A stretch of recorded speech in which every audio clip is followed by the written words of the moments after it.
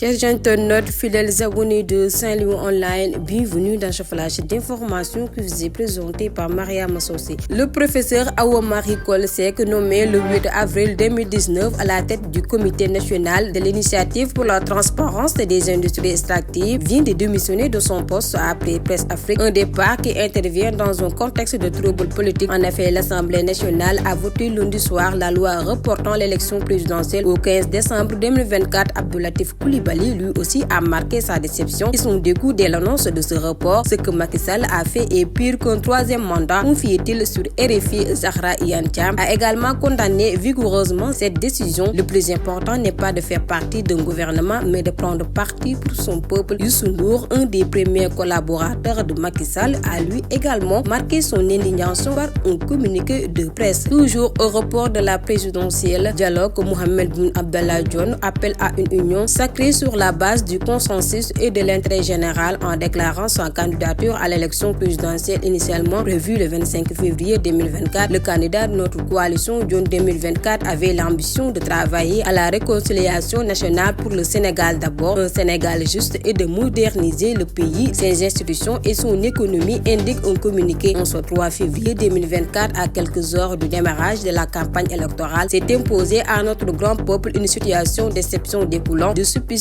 graves de corruption et de manipulation, de conflits d'intérêts et de connexions douteuses à porter l'encontre de certains membres du Conseil constitutionnel, les seuls interprètes autorisés de la Constitution, a déclaré le candidat. L'ancien Premier ministre de souligner cette situation suffisamment grave menace la crédibilité et la transparence de l'élection à venir. Elle impose de fait une crise institutionnelle dont les conséquences sont déjà la mise en place d'une commission d'enquête parlementaire sur le processus de sélection des candidats ainsi que le report dit de l'élection présidentielle. Or, poursuit-il, s'il est unanimement admis que les règles du jeu doivent demeurer immuables en cours de partie, notamment celle due au nécessaire respect du calendrier électoral, l'arbitre constitutionnel se doit aussi être exempt de tout favoritisme. C'est pourquoi, dit le candidat, que l'expression des suffrages du peuple souverain ne saurait en effet être sujette à distorsion pour aucune raison, surtout dans notre pays dont l'expérience démocratique en Afrique est universellement magnifiée. On poursuit fermeture de Walf, c'est une violation de la liberté de presse selon Bamba Seck. Le syndicat des professionnels de l'information et de la communication du Sénégal dénonce la fermeture de Walfadjri après la coupure de son signal et le retrait de son licence, appelant le ministre de tutelle qui se substitue à l'organe compétent pour prendre une telle décision. Le SYNPICS demande à Maître Moussa Bocar Thiam de reporter sa décision et invite les patrons de presse à porter le combat car il y va de l'avenir des médias au Sénégal. Walf est certes tenu de respecter les obligations contenues dans le code de la presse du Sénégal, mais cela ne peut faire l'objet d'un jugement que de la part de l'organe chargé de la régulation et suivant des procédures légales ou l'autorité administrative de ressort qui n'est pas le ministre de la Communication. Ainsi, le SYNPICS demande que la décision de retrait définitif de la licence soit rapportée, que l'organe de régulation soit révoqué, la ARCA mise en place, son indépendance assurée et son autonomie financière garantie par l'État, que tous les instruments juridiques lui permettant de réguler le secteur en entier en toute indépendance de manière contradictoire et sans faiblesse lui soit assuré, que les amendements proposés pour actualiser le code de presse soient votés dans les meilleurs délais, renseigne